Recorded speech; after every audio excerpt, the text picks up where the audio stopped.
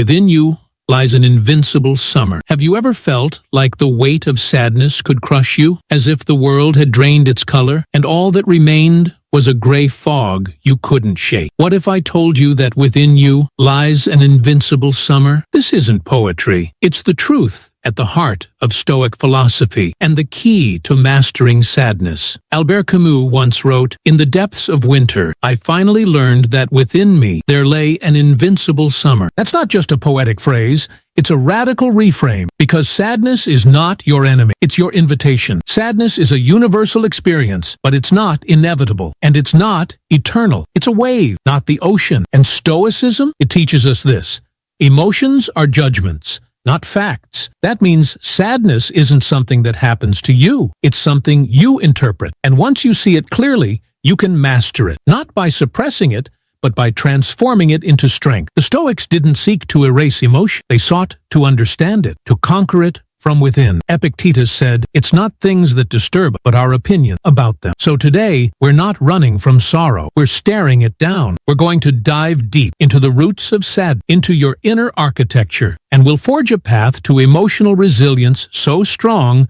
no storm can shake. This is not a motivational talk. This is a philosophical transformation. Let's begin. What is sadness, really? Is it the breakup, the failure, the loss? Or is it what we tell ourselves about those things? The Stoics believed that emotions don't come from events. They come from our interpretations of those events. Marcus Aurelius wrote, "You have power over your mind, not outside events. Realize this, and you will find strength." In other words, sadness is not in the thing. It's in your judgment of the thing. Let that sink in. Imagine a glass of muddy water. That's your mind when you're overwhelmed by emotion. Now let the dirt settle. Clarity appeared. This is what the Stoics practiced. Not suppression, but stillness. They didn't say, "Don't feel." They said, "Observe," because when you observe without judgment, emotion loses its grip. Modern psychology confirms this. Cognitive behavioral therapy teaches that thoughts shape emotion. Change the thought, and you change the feeling. Here's your first practice. Next time you feel sadness rising, don't run from it. Sit down. Breathe. Ask yourself, what belief is fueling this feeling? Is it, "I'm not good enough, they shouldn't have left, this shouldn't have happened"? Question that belief, because once you do, sadness begins to lose its power. It's not about denial, it's about awareness. And awareness is the first step to freedom. Why do we suffer so deeply after loss? Why does failure sting for so long? It's because we're holding on to something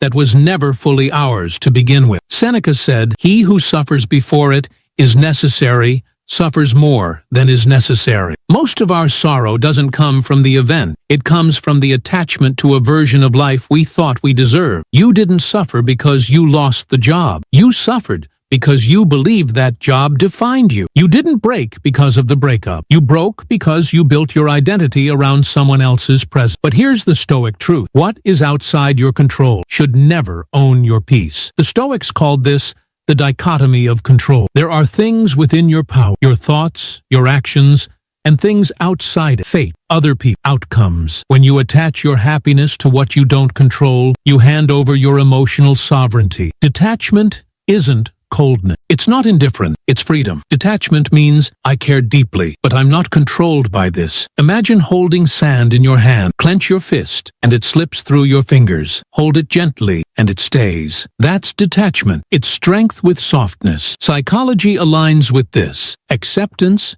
and commitment. Therapy teaches us to hold thoughts and emotions lightly, without being fused with them. So here's your reflection. What are you clinging to that is no longer serving you? Where in your life are you trying to control the uncontrollable? Recognize that sorrow often deepens when we resist reality. Detach, not to avoid feeling, but to reclaim your mind, because the strongest man is not the one who never feels, but the one who feels everything without being broken by anything. What if sadness isn't a weakness, but a forge? What if every moment of pain is actually a hammer, shaping, sculpting, sharpening who you are meant to become? The Stoics saw hardship not as punishment, but as preparation. Epictetus, born a slave and crippled for life, wrote, "Difficulties show what men are. Sadness, when seen rightly, becomes a sacred teacher. It exposes our attachments, it reveals our fears, it humbles our pride, and in that exposure lies transformation." Think of sorrow as friction. It may burn, but it also polishes. It smooths the rough edges of arrogance,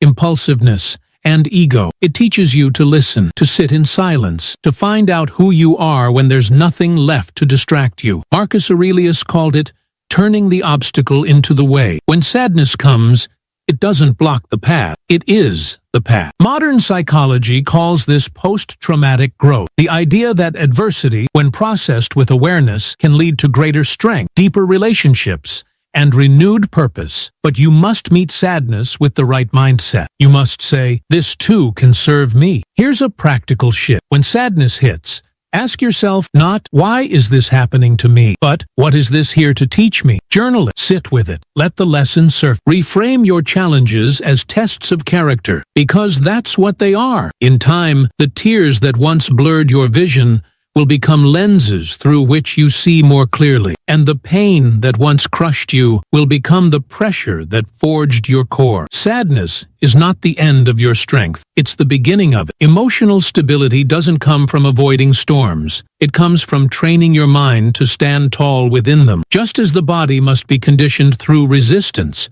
the mind must be trained through discipline. Seneca wrote, "We are more often frightened than hurt, and we suffer more in imagination than in reality." This is the battlefield, not the world outside, but the world within. Every small irritation, traffic, delays, rude words, these are not interruptions. They are invitations. Each one is a micro-practice, a moment to choose response over reaction. When someone cuts you off, breathe. When you're misunderstood, pause. When you feel triggered, slow down your thoughts like a warrior drawing his blade with precision. You are not a slave to the first emotion that arrives. You are the architect of your response. Think like an athlete. Daily training, repetition, patience. Build emotional muscle by embracing discomfort with presence and intention. Marcus Aurelius trained this way. As emperor of Rome, surrounded by pressure and betrayal, he wrote in his private journal, not for others, but for himself, reminders to stay anchored in reason,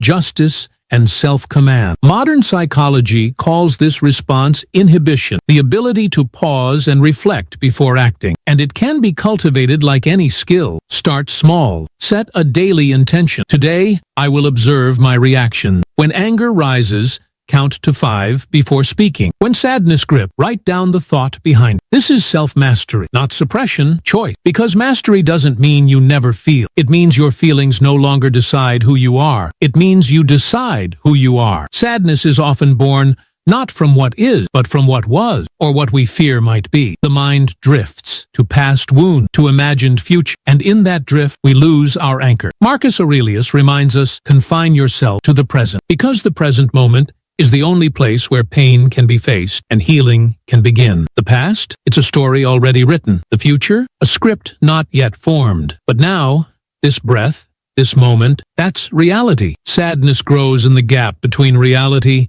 and imagination, between what we wanted and what is. But when we focus our full awareness on now, we cut that rope. Mindfulness isn't a luxury, it's a weapon. The Stoics didn't meditate to feel better. They practiced presence to see better, to choose better, to be better. Modern neuroscience backs this. Mindfulness reduces rumination, the mental replaying of negative events, a key driver of depression and anxiety. Practice this. Pause 3 times a day. Ask yourself, where is my mind? Is it trapped in regret? Is it lost in fear? Bring it back to your breath, your body, your surroundings. Train presence like a muscle. When sadness comes, don't fight it. Sit with it in the now. Feel it Watch it fall, like waves on the shore. This is not avoidance. This is dominion. Because no matter what storms rage in your mind, the present moment is always solid ground beneath your feet. Return to it, and you return to yourself. Every emotion, no matter how heavy, has a lifespan. No feeling is final. The Stoics knew this. They understood that emotions, like weather, roll in,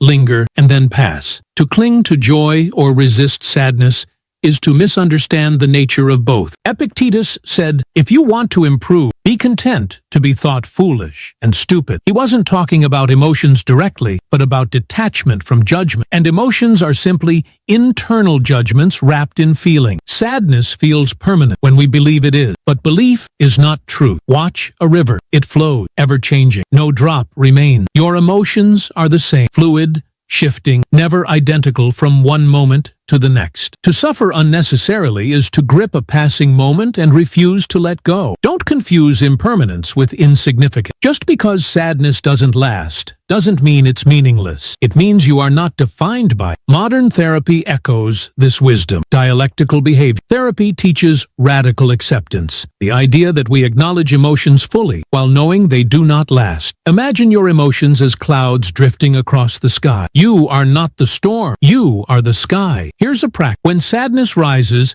say to yourself, this too is a cloud. It will pass. And then watch it without judgment, without resistance. You don't need to chase happiness or fight sorrow. You need only to witness. Because once you truly understand the impermanence of emotions, you no longer fear them. You simply let them come and let them go. Sadness often thrives in stillness, not the stillness of peace, but the stillness of inertia. When we stop moving, when we surrender to despair, we become passive participants in our own suffering. But Stoicism demands motion, intention, action. Marcus Aurelius wrote, "Waste no more time arguing what a good man should be. Be one." He's not calling for thought. He's calling for movement. You don't need to feel better to act. You act. And through action, you feel better. This is the Stoic reversal. Don't wait for motivation. Let discipline lead. Even the smallest action, getting up, making your bed, stepping outside, can disrupt the spiral of sadness. It creates momentum, and momentum creates clarity. Sadness whispers, stay in bed, do nothing. Discipline answers, stand, begin. Modern psychology backs this. Behavioral activation, a core technique in treating depression, is built around one truth. Action precedes emotion. Here's your practice. When sadness begins to settle in, don't try to fix everything. Do one thing. Wash a dish. Go for a walk. Write a sentence. Take a breath, then take a step. The path out of sadness isn't a leap. It's a series of tiny, deliberate moves, each one a reclaiming of your power, each one a message to your mind. I am not broken. I am becoming. Because the Stoic doesn't wait to feel ready. He acts, and through action, he transforms. Gratitude is not softness, it is power. In the eyes of a Stoic, to give thanks is not to ignore pain, it is to rise above it. Seneca wrote, "We should try to counteract our passions by cultivating their opposite." When sadness closes in, gratitude is the sword that cuts through. But how do you feel grateful when life feels heavy? You shift your gaze. Sadness feeds on absence, on what's missing, what's gone, what could have been. Gratitude shifts your attention to presence, to what is, to what remains. It doesn't mean pretending everything is perfect. It means noticing what's still good, even in imperfection. The Stoics practiced this daily. They reflected at dawn and dusk, giving thanks not for luxury, but for life itself, for breath, for duty, for the chance to live with virtue. Modern science echoes this power. Gratitude journaling has been shown to rewire the brain, reducing symptoms of anxiety and depression. It strengthens resilience. Here's your practice. Every day, write down 3 things you're grateful for, even in your darkest moments. A warm drink, a friend who listens, the discipline to keep going. Especially in suffering, gratitude becomes a revolutionary act. It says, this pain will not blind me to beauty. It says, I still have power. I still have purpose. Because the man who can give thanks in hardship is the man who cannot be defeated. There is a deeper kind of power. It's not found in resistance or even in control. It's found in acceptance, not passive surrender, but the radical embrace of all that life brings. The Stoics called it amor fati, the love of fate. Not just tolerating what happens, but loving it because it's yours, because it shapes you, because it belongs to your path. Nietzsche echoed this when he said, "My formula for greatness in a human being is amor fati," that one wants nothing to be different. When you stop wishing things were otherwise, sadness loses its poison. You stop asking, why me? And you start saying, this too is for me. Amor fati does not deny pain. It transforms every heartbreak into a lesson, every loss into a sculptor of soul, every setback into raw material for greatness. Marcus Aurelius faced plagues, war, betrayal, and still he wrote, the impediment to action advances action. What stands in the way becomes the way. That is amor fati in practice. Modern psychology calls this meaning-making, the ability to reframe suffering as purposeful. It's one of the core predictors of long-term resilience. So ask yourself, what in your life have you not yet accepted? Where are you resisting reality and prolonging your sorrow? Instead of fighting what is, begin to say, "This is here to serve me." Because the moment you align with life as it is, not as you wish it to be, you become unstoppable. You don't just survive hardship, you are refined by it, becoming unshakable. What does it mean to be unshakable? Not to feel nothing, but to feel everything without losing your center. To walk through the storm and remain upright. To experience loss, pain, injustice, and still return to yourself whole. This is the true goal of Stoicism, not apathy, but invincibility of spirit. Epictetus was clear, "No man is free who is not master of himself." Freedom, then, is not found in comfort or ease. It is found in dominion over your inner world. This is how you become like fire, fed, not extinguished, by the winds of life. The wind does not weaken the fire. It fuels it. Every hardship becomes a test. Every challenge becomes a chance. You begin to say, "Let it come. I am ready." Self-awareness becomes your armor. Discipline your sword. Wisdom your compass. You no longer beg life to be gentle. You become strong enough to meet it exactly as it is. You do not bend to emotion. You shape it. You channel it. Modern psychology calls this emotional resilience, the ability to absorb life's shocks and still move forward with clarity and purpose. And it is built not in grand gestures, but in daily choices. Waking up when it's hard, speaking truth when it's uncomfortable, holding the line when others fall apart. In doing so, you become an example, a light, a fortress, not perfect, but unshakable. Look back, not with regret, but with reverence. Every moment of sadness has carved something into you, not weakness, but depth, not fragility, but form. You have walked through the fire, and though it burned, it also forged. Now, you stand different, not untouched by sorrow, but untouched within it. The Stoics never promised a life without pain. They promised that pain could become purpose, that sadness could become a teacher, that suffering,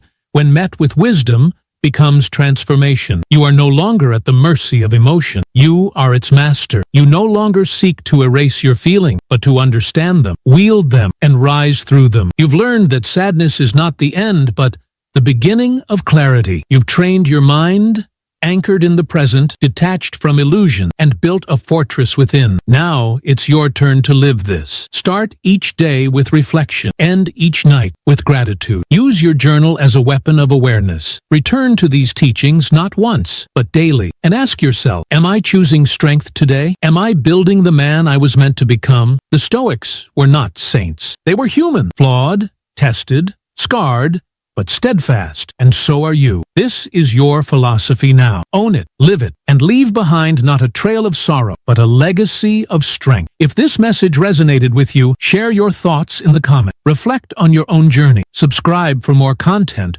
rooted in strength, clarity, and purpose. Your path isn't easy, but neither are you, and that is exactly why you will rise.